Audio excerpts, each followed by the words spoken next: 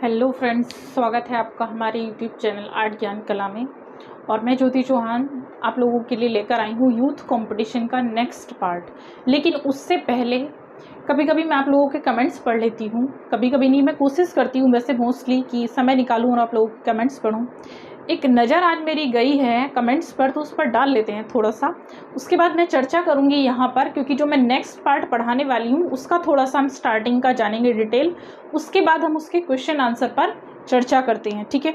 तो चलिए सबसे पहले देखिए, ये मैंने अभी हाल ही में जो फर्जी एक वीडियो वायरल, जो पोस्ट वायरल हुई थी न्यूज़पेपर में भी यूट्यूब पर भी, और वह थी कि जो डेट घोषित कर दी गई थी आपकी यूपी टीजीटी पीजीटी के लिए, और उसके लिए मैंने एक वीडियो बनाया था कि फर्जी से कैसे बचें और आप लोगों को क्या करना चाहिए इस टाइम, इन लोगों से कैसे बचना है और कैसे अपनी पढ़ाई पर फोकस करना है। चलिए, कुछ लोगों ने उस पर बड़े ही मज़ेदार आंसर्स दिए हैं, कमेंट्स दिए हैं। तो कमेंट्स आप आज भी मेरी वीडियो पर करेंगे, लाइक करेंगे, शेयर करेंगे, सब्सक्राइब करेंगे, ठीक है। तो चलिए, बातें तो होंगी आप लोगों के साथ। हाँ, ये है विकास मौर्य, कहते हैं मैम कैसे स्टडी करें कि सिलेक्शन हो जाए। गुड विकास मौर्य, आप लोगों के लिए मैं स्ट्रेटेजी बताऊंगी, बहुत नेक्स्ट वीडियो में मैं लेकर आती हूँ, ठीक है, आपकी क्वेरी को। विनीत कुमार जी कहते हैं थैंक यू मैम।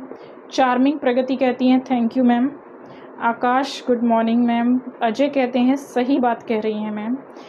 बाकी मोनू गुड मॉर्निंग बोल रहे हैं। श्वेता कहती हैं ये सबको पता है। श्वेता, सबको तो पता है, सबको तो सारी चीज़ें पता होती हैं सबको। तो मैं यही तो आपको बताना चाहती हूँ कि जब आप लोगों की टीजीटी पीजीटी की डेट आएगी तो सबको पता चल जाएगी, फिर आप इन फर्जी चीज़ों को क्यों सुनते हैं, यही तो मैं आप लोगों को समझाना चाह रही हूँ। तो सबको पता है या नहीं पता ये मैटर नहीं करता, वो चीज़ आपके माइंड पर कितना इफेक्ट डाल रही है वो मैटर करता है, ठीक है। मैं सिर्फ आप लोगों को उसी से बचाने की कोशिश करी, क्योंकि एग्ज़ाम टाइम है, सबको पता है, ये तो चीज़ मुझे भी पता है। नेक्स्ट है A to Z India blogs, कहते हैं बकवास खाली की है। गुड, बहुत एक अच्छा मुझे लगता है जिस टाइम आप इस तरह की बातें ना टीचर से कर लेते हैं। तो सोचिएगा, जब आप लोगों को अगर ज्वाइनिंग दे दी जाए, आप लोग क्या इस तरह से अपने स्टूडेंट से बात करेंगे? आप लोगों का यही बिहेव रहेगा? मुझे कभी कभी ताज्जुब होता है इस चीज़ को देखकर, मैं शॉक्ड हो जाती हूँ कि ये वही स्टूडेंट है जो टीचर बनने जा रहे हैं, जो टीचर बन चुके हैं ऑलरेडी, जो तैयारी कर रहे हैं टीजीटी पीजीटी की, वो ऑलरेडी एक टीचर बने हुए हैं। और उनका एक बात करने का तरीका ऐसा होता है। ये आज की पहली वीडियो नहीं है, मैंने बहुत सारी उसमें भी देखा है, कुछ लोग इसी तरीके से बात करते हैं। चलिए, कहते हैं कि वो उनके साथ है और हमारा हमारे साथ है। फिलहाल हमें निगेटिव की तरह नहीं जाना, हमें पॉजिटिव ही अपने आप को बना के रखना है। जो जिसका काम है वो उसको करने दीजिएगा, ठीक। हमें अपना काम करना है। अभी आप लोग यहाँ पढ़ने आए हैं, आप लोग पढ़िए और मैं यहाँ पढ़ाने आई हूँ। चलिए नेक्स्ट लिखते हैं। पूनम चौरसिया कहती है रविंद्रनाथ टैगोर का व्यक्ति चित्र किसने बनाया, अवनींद्रनाथ ने या फिर राम किंकर बैज ने? मैं कंफ्यूज हूँ, प्लीज़ बताइए। चलिए इनका क्वेश्चन सॉल्व कर लेते हैं, बहुत ही अच्छा प्रश्न इन्होंने दिया है। तो इन्होंने बोला है कि रविंद्रनाथ का व्यक्ति चित्र,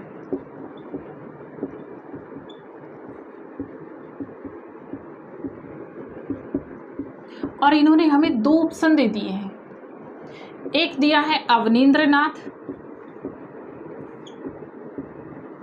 दूसरा दिया है इन्होंने राम किंकर बैज।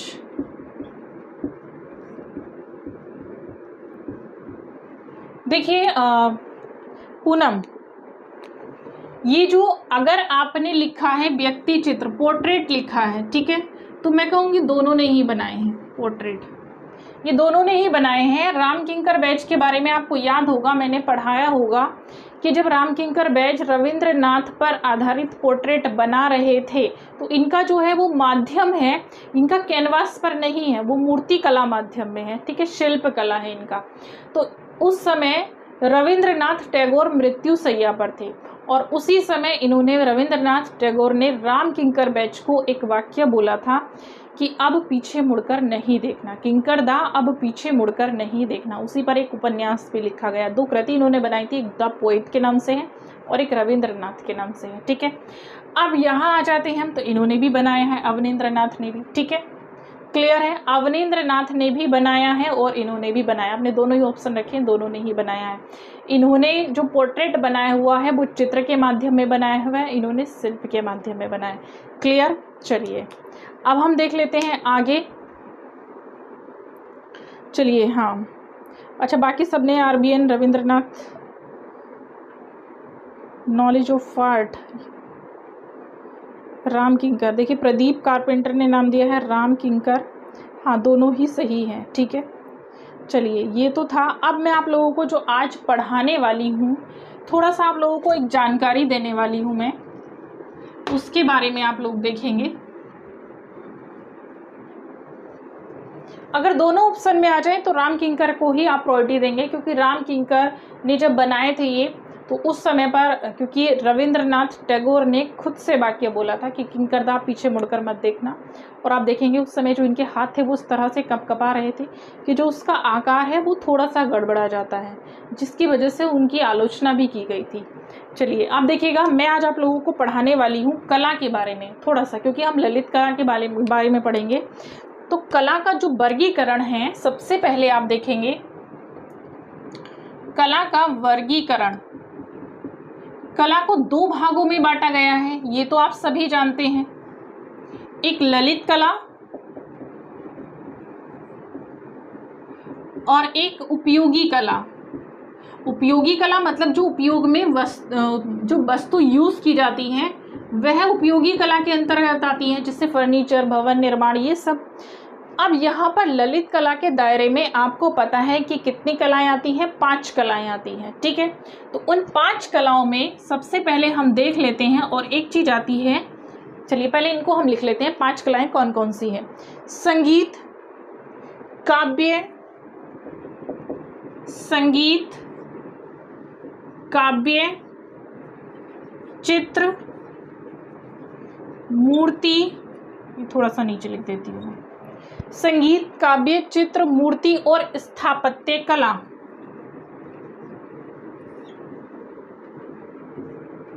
ये वास्तुकला इसको कहते हैं। तो इनका जो क्रम है हम उल्टा पलटा नहीं लिख सकते कि हमने नीचे वाले को पहले लिख दिया, ऊपर वाले को ऐसे लिख दिया, नहीं। ये जैसे क्रम है, जिस क्रम में है हमें उसी क्रम में लिखना है। क्यों लिखना है?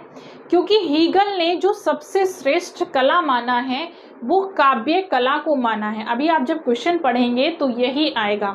जो ये आपको काव्य कला दिख रही है तो हीगल ने सर्वश्रेष्ठ इसको माना है, तो इसका मतलब ये संगीत की जगह ले लेगी, और संगीत को फर्स्ट नंबर पर रखा गया है, तो संगीत आ जाएगा हमारा सेकंड नंबर पे। मतलब हीगल के अनुसार जो हम इसका वर्णन करेंगे वह हो जाएगा फर्स्ट नंबर पर काव्य, संगीत, चित्र, मूर्ति और स्थापत्य कला। तो ये एक क्रम में इसको हमने रखा हुआ है, ठीक है। इन्हीं कलाओं के बारे में हमें पढ़ना है कि हीगल ने किस कला को श्रेष्ठ माना है, ठीक है। और ये जो कलाएं हैं उनका वर्गीकरण क्या है। जो 5 कलाएं हम जानते हैं कि ललित कला के दायरे में 5 कलाएं आती हैं, वह कौन कौन सी हैं? यही हैं। और उनमें सबसे ज़्यादा जो प्रश्न आता है कि हीगल ने सर्वश्रेष्ठ कला किसको माना है, ठीक है। क्लियर है। अब हम आ जाते हैं अपने क्वेश्चन आंसर पर। एक चीज़ मैं कहूँगी, कमेंट्स जरूर करिएगा, ठीक है। Thank you. चलिए, पहला क्वेश्चन देखते हैं। ललित कला का तर्क संगत वर्गीकरण किसने किया था? प्लेटो, हीगल, कांट, कार्ल मार्क्स। किसने किया था? हीगल ने किया था। मैंने आपको समझाया भी है। देखिए, सौंदर्य ललितीय के आश्रय में व्यक्त होने वाली जो कलाएं हैं फाइन आर्ट्स कलाएं कहलाती हैं। वह कला जिसके अभिव्यंजन से सुकुमारता और सौंदर्य की अपेक्षा हो, जिसकी सृष्टि मुख्यतः मनोविनोद के लिए हो, जैसे गीत, संगीत, नृत्य, नाट्य तथा विभिन्न प्रकार की चित्रकला। नेक्स्ट है क्वेश्चन नंबर 2 भी सेम है और सेम आंसर रहेगा। ग्रिसेल्डा पुलोक ने निम्न में से किसकी रचना की थी? Vision and difference, feminism, femininity and the histories of art, the story of art, meaning in the visual art, vision and design. तो किसकी रचना की थी? Vision and difference, feminism, femininity and the histories of art की थी, ठीक है। ग्रिसेल्डा ने vision and difference की रचना की थी, ठीक है। ये कनाडा, अमेरिका तथा यूरोप से इन्होंने शिक्षा ली थी कला की। नेक्स्ट है, देखिए, अभिकथन और तर्क आया। द प्रिंसिपल ऑफ प्रॉक्सिमिटी, पूरी डिजाइन में उन्हीं या समान प्रकार के तत्वों के लिए तर्क है। कुछ डिजाइन तत्वों को दोहराने से एकता और संबद्धता की भावना आती है। इस सिद्धांत में कहा गया है कि संबंधित मर्दे समूहबद्ध की जाए ताकि कभी भी उन्हें अनेक असंबद्ध तत्वों के रूप में न समझा जाए। तो देखिए, इसमें क्या है, दोनों ही सही होंगे। ए और आर जो है वो तर्क और अभिकथन दोनों सही हैं। नेक्स्ट प्रश्न है, क्योंकि देखिए प्रिंसिपल ऑफ प्रॉक्सिमिटी पूरे डिजाइन में उन्हीं या समान प्रकार के तत्वों के लिए तर्क है। कुछ डिजाइन तत्वों के दोहराने से एकता और संबद्धता की भावना आती है। नेक्स्ट है, रस सिद्धांत को विकसित करने का श्रेय संत विद्वान को दिया जाता है जो पहली शताब्दी ईसा पूर्व और तीसरी शताब्दी के बीच अस्तित्व में थे। कौन से संत को दिया जाता है? खाली जगह छोड़ रखी है इन्होंने। चलिए देख लेते हैं, भरत, अभिनव गुप्त, त्यागराजा या कालिदास। तो एक ही नाम है, आप जानते हैं, इसमें कौन सा नाम आएगा? भरत मुनि का। रस सिद्धांत को विकसित करने का श्रेय संत विद्वान भरत मुनि को दिया जाता है। भरत मुनि ने ही क्या लिखा है? नाट्य शास्त्र की रचना की है, प्रथम शताब्दी ईसा पूर्व, और इसमें 49 भावों का विवेचन किया जाता है। अब लिखेंगे, देखेंगे नेक्स्ट है, सौंदर्य प्रकृति और सौंदर्य की प्रशंसा से संबंधित सिद्धांतों को एक समूह कहा जाता है। सामंजस्य, संतुलन, सिक्रेटिक, सौंदर्य शास्त्र। तो क्या कहा जाता है? सौंदर्य शास्त्र कहा जाता है। सौंदर्य शास्त्र सौंदर्य की प्रशंसा से संबंधित जो शास्त्र है उसको हम क्या कहते हैं? सौंदर्य शास्त्र कहते हैं। सौंदर्य रस निष्पत्ति है। रस उत्पत्ति को सबसे पहले परिभाषित भी भरत मुनि ने ही किया था, जो हम पढ़ चुके हैं। और भारतीय सौंदर्य शास्त्र के प्रथम दार्शनिक भी कौन है? भरत मुनि। ये प्रश्न आता है।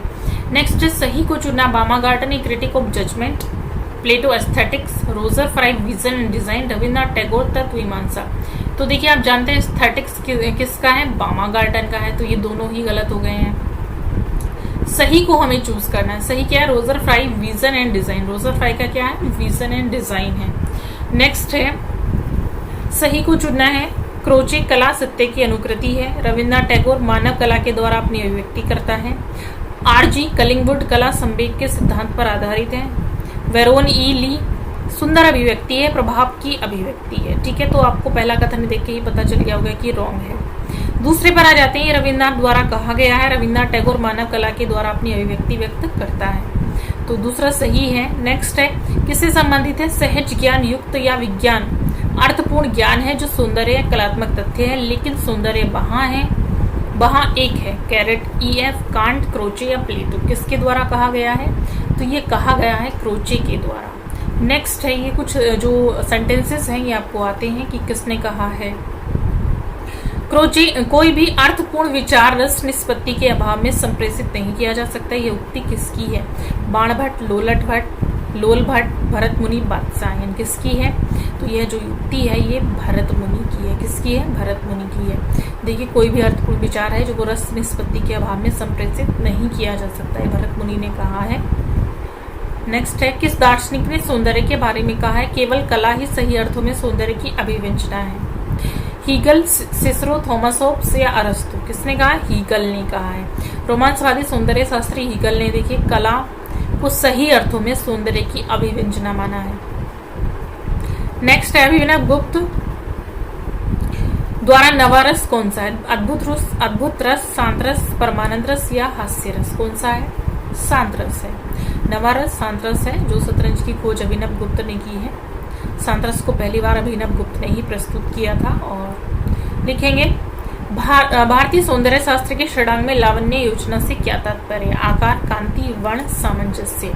क्या तात्पर्य है? कांति से तात्पर्य है। देखिए भारतीय सौंदर्य शास्त्र के षडांग में लावण्य योजना से तात्पर्य बाह्य सौंदर्य का अभिव्यंजक मतलब कांति से है, तो इसकी जगह आपका बाह्य सौंदर्य का अभिव्यंजक भी आ सकता है। लावण्य योजना भाव का अवरोधक ना होकर उसकी सौंदर्य अनुभूति और कांति को बढ़ाता है। 9 रसों के साथ में कौन से 2 रस हैं जिन्हें बाद में सम्मिलित किया गया है? संयोग वियोग, वात्सल्य एवं भक्ति, आश्चर्य एवं अद्भुत। उपरोक्त में से कोई नहीं। 2 रस हैं, वात्सल्य और भक्ति को बाद में सम्मिलित किया गया है।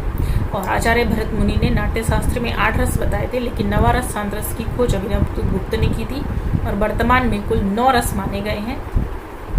नेक्स्ट अभिकथन है, सभी सत्य असत्य सुंदर हैं। जब कलाकार को सत्य में सौंदर्य का बोध होता है तो तभी सच्ची कला निर्मित होती है, क्योंकि यदि कलाकार सत्यनिष्ठ कला का सर्जन करना चाहता है तो उसे कला की जड़ों में गहराई तक पहुंचना होगा। अब देखिएगा क्या है सही, ए सही है और आर गलत है। समझ गए? ए सही है लेकिन आर को गलत ठहराया गया है। नेक्स्ट है, myths and symbols in Indian art and civilization नामक पुस्तक के लेखक कौन है? Stella Cambridge, Heinrich Zimmer, Anand K Kumar स्वामी, जया अप्पा स्वामी। कौन है? ये है आपके हेनरिक जिमर। नेक्स्ट है अनुकरण ही कला का मूल है, किसने कहा है? रविन्द्रनाथ टैगोर, हीगल, अरस्तु, क्रोचे। कौन है? अरस्तु है। नेक्स्ट है कला में मनुष्य अपनी अभिव्यक्ति करता है, विचार किसका है? Jaishankar Prasad, Freud, Rabindranath Tagore, Croce. किसका है? रविन्द्रनाथ टैगोर का है। प्रसिद्ध दार्शनिक अरस्तु किसका शिष्य था? प्लेटो, सुकरात, हीगल, क्रोचे। किसका शिष्य था ये? प्लेटो का शिष्य था। नेक्स्ट है कला किस भाषा का शब्द है? तो देखिए कला अंग्रेजी, संस्कृत, फारसी या हिंदी किस भाषा का शब्द है? संस्कृत भाषा का शब्द है। संस्कृत की कड धातु से लिया गया है। कला क्या है नामक पुस्तक किसने लिखी है? Herbert Spencer, Herbert read, Leo Tolstoy या डब्ल्यू.जी. आर्चर। किसने लिखी है? तो ये लिखी है आपकी लियो टॉल्स्टॉय ने। नेक्स्ट है कला द्वारा मनुष्य अपनी अभिव्यक्ति करता है, यह विचार किसका है?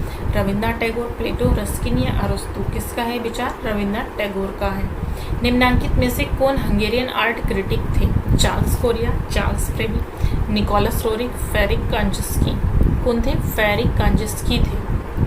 नेक्स्ट है किसका कथन है कला एक अभिव्यक्ति है? प्लेटो, क्रोचे, रस्किन, टॉल्स्टॉय। किसका कथन है ये? तो ये क्रोचे का कथन है। नेक्स्ट है प्रिंसिपल ऑफ आर्ट पुस्तक किसने लिखी है? प्लेटो, प्रोफेसर कलिंगुड, सेन या कांट। किसने लिखी है? कलिंगुड ने लिखी है। पहले द्वारा लिखित ग्रंथ है symposium, critique of judgement, aesthetics, एंडीज। प्लेटो द्वारा जो लिखित ग्रंथ है वह है सिंपोजियम। नेक्स्ट है एस्थेटिक शब्द का प्रयोग सर्वप्रथम किसने किया था? प्लेटो, बामागार्टन, हीगल, टॉल्स्टॉय। किसने किया था? एस्थेटिक शब्द का प्रयोग सबसे पहले किया था बामागार्टन ने, मैंने पीछे बताया है। कला सहजन अनुभूति है, किस महान दार्शनिक ने इस तथ्य को स्पष्ट किया है? हीगल, कांट, क्रोचे या प्लेटो। किसने किया है? तो ये क्रोचे ने किया है। ठीक है। नेक्स्ट है क्रोचे जो है इटली के दार्शनिक थे। अरस्तु ने कला को कहा है प्रकृति की नकल, सत्य की अनुकृति, अंतःज्ञान या भावों की अभिव्यक्ति। क्या कहा है?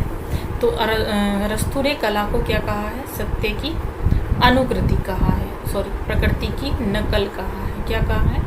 प्रकृति की नकल कहा है। नेक्स्ट लिखेंगे भारतीय सौंदर्य शास्त्र में रस की भुक्ति होती है, यह सिद्धांत है भट्टनायक का, भट्टलोलक का, श्री शंकुक का या विश्वनाथ का। किसका है? भट्टनायक का है। नेक्स्ट है पाश्चात्य सौंदर्य शास्त्र के अनुकृति सिद्धांत मेमेसिस थ्योरी के प्रणेता हैं कांट, हीगल, प्लेटो या अरिस्टोटल। कौन है? अरिस्टोटल है। देखिए प्रसिद्ध पाश्चात्य सौंदर्य शास्त्री हैं। इसके अनुसार मानव में बाल्यकाल से अनुकरण करने की प्रवृत्ति स्वभावतः होती है। नेक्स्ट है पाश्चात्य सौंदर्य शास्त्र में उदात्त का सिद्धांत प्रतिपादन किसने किया था? ये प्रश्न आता भी है। अरिस्टोटल ने, लोंजाइस ने, हीगल ने या क्रोचे ने। किसने किया था? लोंजाइस ने उदात्त के सिद्धांत के प्रतिपादक पाश्चात्य सौंदर्य शास्त्री हैं। पाश्चात्य सौंदर्य शास्त्र में सहजानुभूति इंट्यूशंस का सिद्धांत प्रतिपादित किया था हीगल ने, क्रोचे ने, बामागार्टन ने, टॉमस एक्विनास ने। किसने किया था? ये किया था आपका क्रोचे ने। नेक्स्ट है भारतीय सौंदर्य शास्त्र में रस प्रतीति में बिकने की बात कही है भट्टलोलक ने, श्री शंकुक ने, अभिनव गुप्त ने या भट्टनायक ने। किसने कही है? तो ये कही है अभिनव गुप्त ने कही है। देखिए भाव व्यंजना के दो रूप इसमें दिए गए, प्रकट और प्रच्छस। भाव रूपों को हम आंखों से प्रकट कर सकते हैं किंतु उसके प्रच्छन्न स्वरूप को व्यंजना के द्वारा अनुभव कर सकते हैं, जिसके लिए दर्शक को सभी बाधाओं से मुक्त होना जरूरी है या चाहिए, तभी दर्शक के मन में इसकी उत्पत्ति होगी और आनंद की प्राप्ति होगी। ठीक है। नेक्स्ट है भारतीय सौंदर्य शास्त्र के अनुसार रस कला की आत्मा कथन किसका है? ये प्रश्न भी काफी आता है। श्री शंकुक का, भरत का, अभिनव गुप्त का या पंडित राज जगन्नाथ का। किसका है?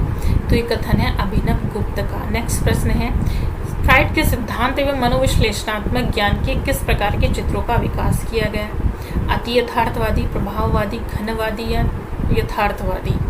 तो इसका आंसर होगा अति यथार्थवादी। देखिए अति यथार्थवाद फ्राइड के मनोविश्लेषणात्मक सिद्धांत पर कला आंदोलन का जन्म हुआ था। अति यथार्थवाद में कलात्मक की अपेक्षा वैज्ञानिक दृष्टिकोण पर अधिक बल दिया गया था। 1924 में आंद्रे बेत्रे ने अति यथार्थवाद का प्रथम घोषणा पत्र भी प्रकाशित किया था। नेक्स्ट प्रश्न है निम्नलिखित में से कौन सा सौंदर्य शास्त्री भारतीय नहीं है? सांतायना, अभिनव गुप्त, भरत, भट्टनायक। कौन सा नहीं है? सांतायना नहीं, क्योंकि आप इनको सबको भारतीय चित्रकला में पढ़ते हैं। अरस्तु के अनुसार कला क्या? अनुकृति, प्रमाण, अभिव्यक्ति, प्रकृति। पीछे पढ़ के आ चुके हैं, क्या है? अनुकृति है। नेक्स्ट है, मनुष्य अपने भाव को कला के द्वारा प्रकट करता है। रवीन्द्रनाथ टैगोर, प्लेटो, रस्किन, क्रोचे। किसके द्वारा प्रकट करता है? तो ये प्रकट करता है आपका रस्किन ने कहा। नेक्स्ट है, सौंदर्य क्या है? कलाकृति, अभिव्यक्ति, जीवन का आनंद या रस निष्पत्ति। क्या है? कला रस निष्पत्ति है। कला एक अभिव्यक्ति है। कथन किसने उल्लेखित किया है? प्लेटो, क्रोचे, रस्किन, टॉल्स्टॉय। किसने उल्लेखित किया है? रस्किन ने किया है। कला क्या है? प्रकृति का चित्रण, भावों का चित्रण, प्राणियों का चित्रण, कलाकार की अनुभूति से परिपूर्ण चित्रण। तो ये क्या है? कलाकार की अनुभूति से परिपूर्ण चित्रण। नेक्स्ट में जो ये टॉपिक देखिए, इतना ही था, इसमें 42 क्वेश्चंस थे। नेक्स्ट जो टॉपिक होगा उसको भी मैं पूरा एक बार में ही लेकर आऊँगी।